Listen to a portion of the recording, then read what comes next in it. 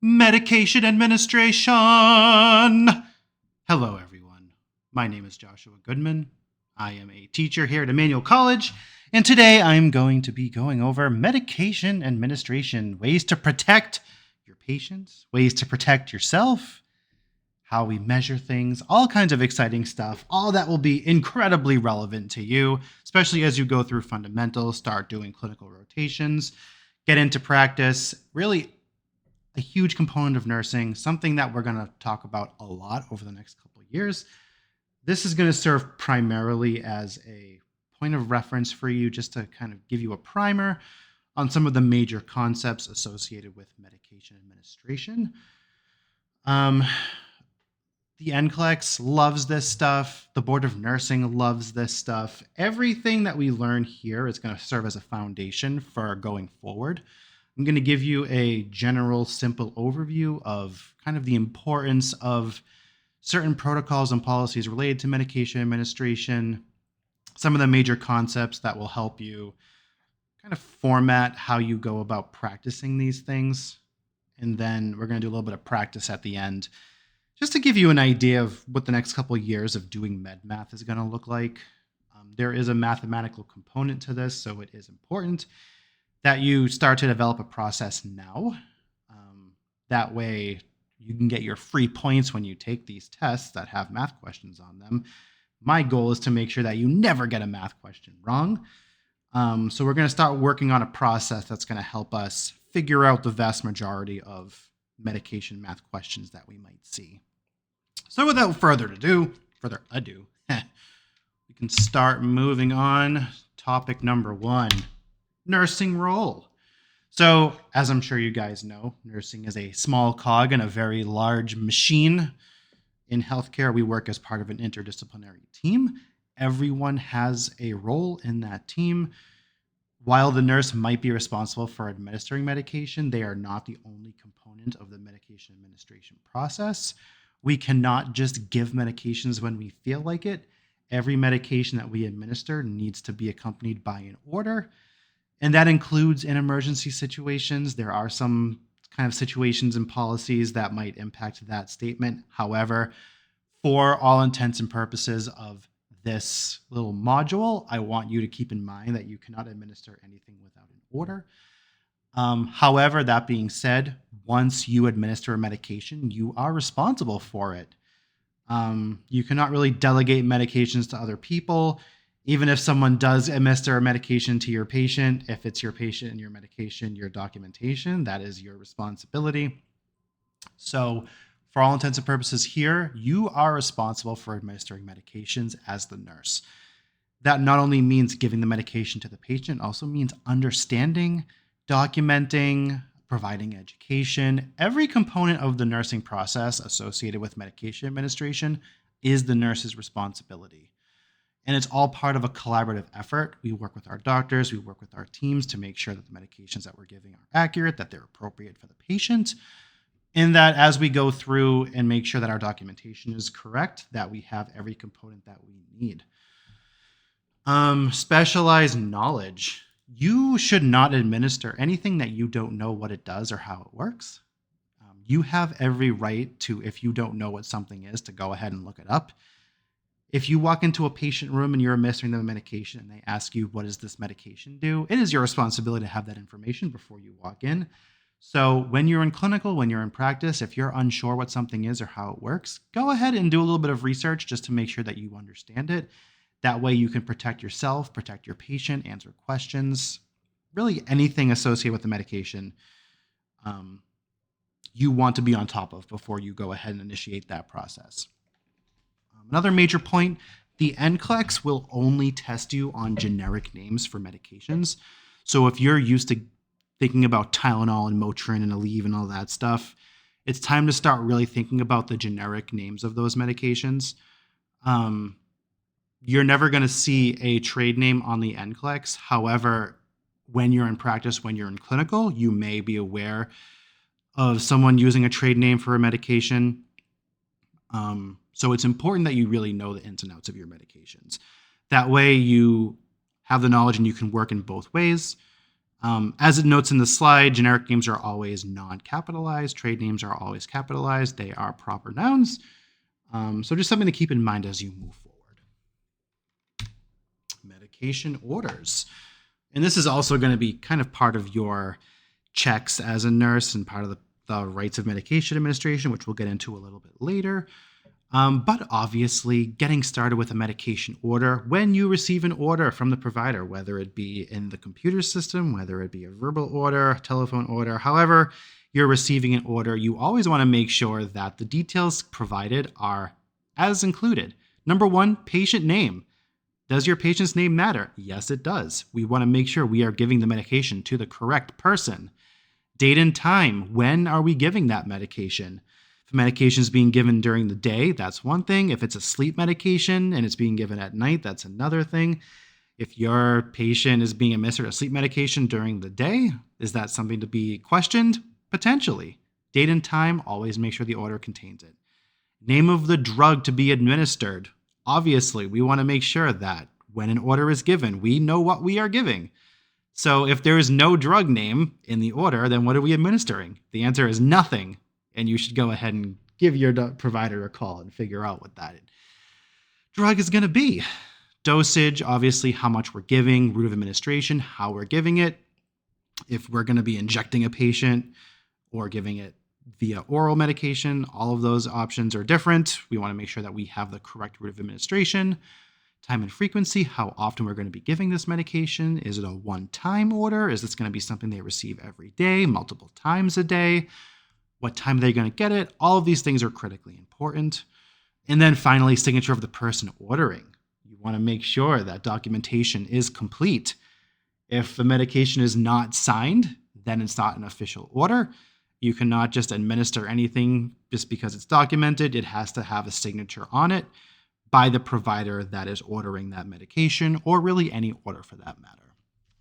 All of these things should be in your head when you're going through the medication administration process to make sure that when you receive an order that it's complete, and if it's not complete, then you know who to go to rectify that problem. Types of orders. All kinds of different fun stuff you can receive on a daily basis. Everyone knows stat orders whenever you watch Grey's Anatomy or any other medical show, and they're like, get us morphine, stat.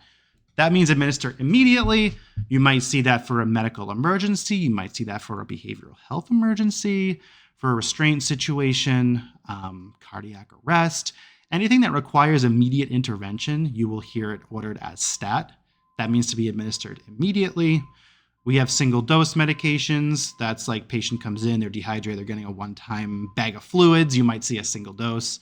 Scheduled, that's going to be, we're going to give acetaminophen 3 times a day as needed, or just 3 times a day. It's scheduled. It's going to happen on those times that are scheduled until that order is canceled. And then PRN is as needed. So if someone, is struggling to sleep at night and they take melatonin, you might have a melatonin PRN. That's as needed if they ask for it. Doesn't need to be administered, but if the patient needs it or they say they need it, go ahead and administer it as a PRN medication. That's a pretty basic overview of the types of orders that you'll see. So it's good to keep in mind kind of what you're dealing with when you're dealing with it. And that's why we kind of go through these in the first place.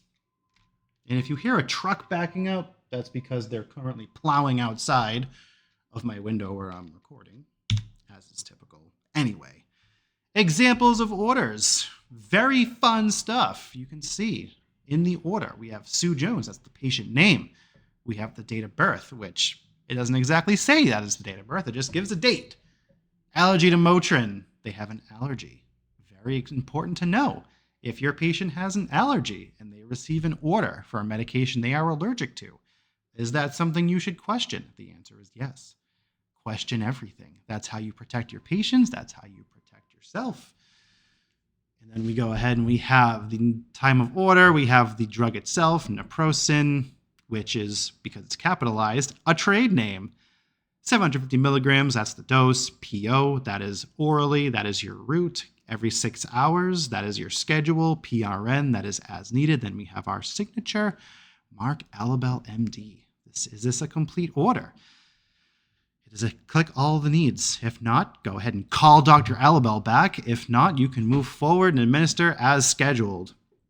We have a label at the bottom here. You can see that typically when you receive these, this is a pretty good example of what a normal medication might look like when you pull it out of the machine. You have your trade name, which is highlighted at the top in bold.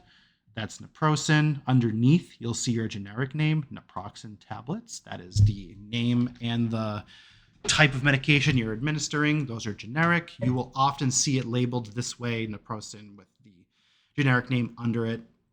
You have your dose highlighted, very exciting.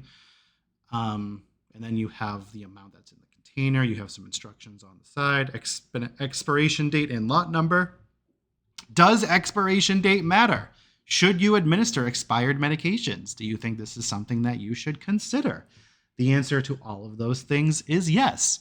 If you receive a medication, make sure that you check the expiration date.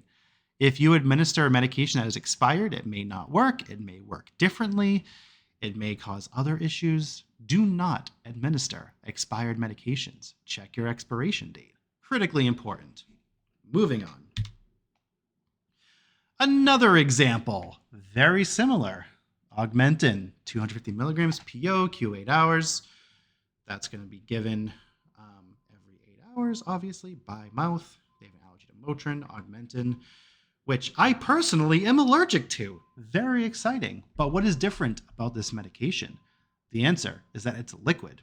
As you can see, it's not given as a dose, it's given as a concentration. This means in every 5 milliliters of liquid for this medication, that's 125 milligrams. You can see in the order that we are not given a volume, we are given a dose. So what do we have to do? How do we figure out how much to give? The answer is MedMath. Very exciting. We are going to calculate based on the concentration given. That is the whole point of this, that you are aware that math will need to be done to get here. Is it possible that the information is given in the computer system telling you exactly how much to give? It is possible. Can you depend on that? Not always. If the power goes out and the computer system is down, are you going to have to do manual math? The answer is yes. So it's important that you understand how that works. So this medication is going to be given via liquid, however it's given, whether it's in a cup, whether it's given in this pump thingy, syringe, whatever. We're going to be drawing it up as part of a liquid, and we need to figure out how many milliliters to give to reach the dose that's required. Additional information must be refrigerated. This medication will live in a fridge. Very exciting stuff. Moving on. The 5 rights of drug administration. These are flashcards, and you can also see that there are more than 5 rights. There are actually 10 rights. We're going to go through the basic ones. These are flashcards. You will memorize these. You will learn to love them more than you love anything else in your life. And the rights are drug route, dose, patient time, and documentation. That means that when you pick up a medication, you're in the med room, you're drawing up your meds, you're going to look and say, okay, is this the right drug? Check the order. Is this the right dose? Check the order. Is this the right client or patient? Check the order. Is it the right route? Check the order. Is it the right time? Check the order. Right documentation. Is the order complete? Is there any additional documentation that I need? Is there any additional documentation that I need to do? Does this medication require a signature from another nurse? Does this medication require follow-up documentation? If I'm giving a pain medication for a patient who has a headache, does that need follow-up? Should you ever just administer something and not double check on the effects? That is part of documentation. Is everything complete? Is there anything else that I need to do? This slide is critically important. If ever there was anything to be tested on, it would be the rights of medication. This is how you protect your patient. This is how you protect your license. This is how you protect yourself. Is it foolproof? Not really. Mistakes can still happen. Does this help to prevent issues from happening? It certainly can. So it's important that we do this 3 times. We do the medication rights 3 times. We do it in the medication room when we get the medications. We do it outside the patient room before we go in. And then we do it in front of the patient right before we administer the medication. Critically important Safety nets for your patient. Protect yourself, protect the safety of your patient. Moving on. Measurements. This is, again, probably going to be flashcards for you. All kinds of fun stuff. Very exciting. In healthcare, we care about volume, weight, and length. If we're doing anything with volume, whether it be IV fluids, whether it be a liquid medication, what have you, we are measuring volume of a liquid. Obviously, you need to know both metric and household.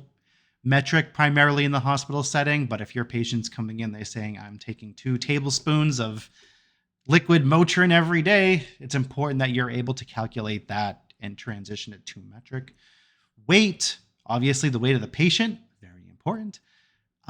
Weight of medication that you're giving, whether it's grams, milligrams, micrograms, this stuff can become very nuanced. We want to know both the metric and the household documentation.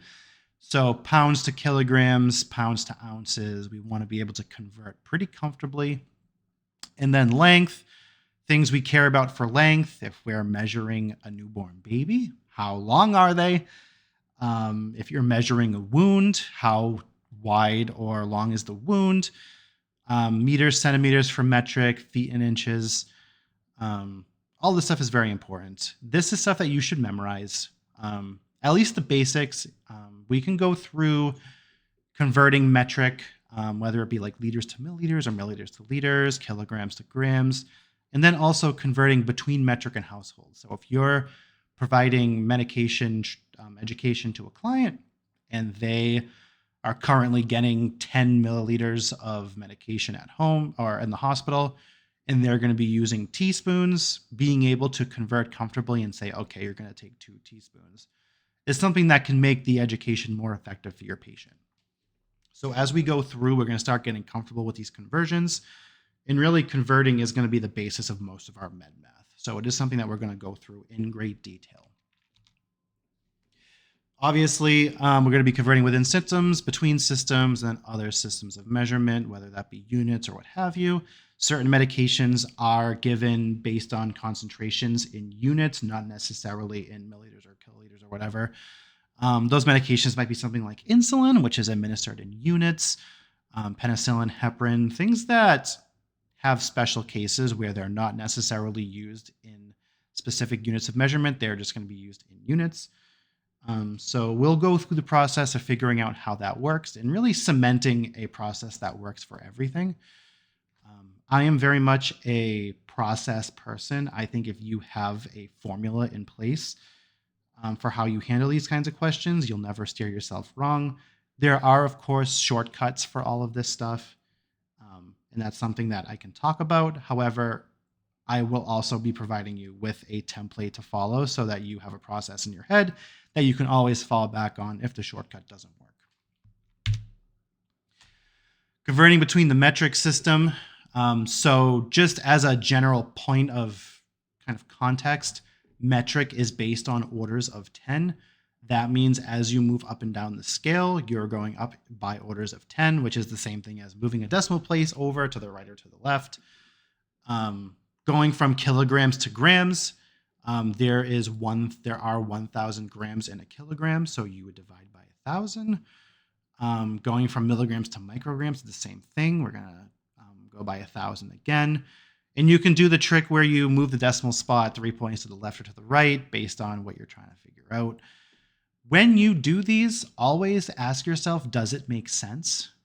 You expect there to be more grams in a kilogram. So if you're converting kilograms to grams and you're getting a weird small number, might not be correct. Just ask yourself, does this make sense? If I'm going from kilograms to grams and I'm getting like 0.004, for example, is it possible that's wrong? The answer is yes. We always want to have more grams if we're converting down the scale. And I know this can be a little bit confusing, so we're going to do some practice problems in the next section of this module, which I will have as a separate set of videos. So we can go through that as we go. Again, simple little conversion factors. These are all great to memorize. I highly recommend that you memorize these. Kilograms to pounds is a good one to memorize. And then liters to milliliters, grams to milligrams, all of the basic stuff. The ones in the middle, the household conversions, teaspoons, tablespoons, pounds to ounces, ounces to milliliters. These are all very significant in terms of what the NCLEX expects you to know. It is very, very, very, very likely that you will be asked a teaspoon or a tablespoon question, or like a teaspoon to ounce question. So really learning how many milliliters are in any of those household measurement systems can make your life a heck of a lot easier.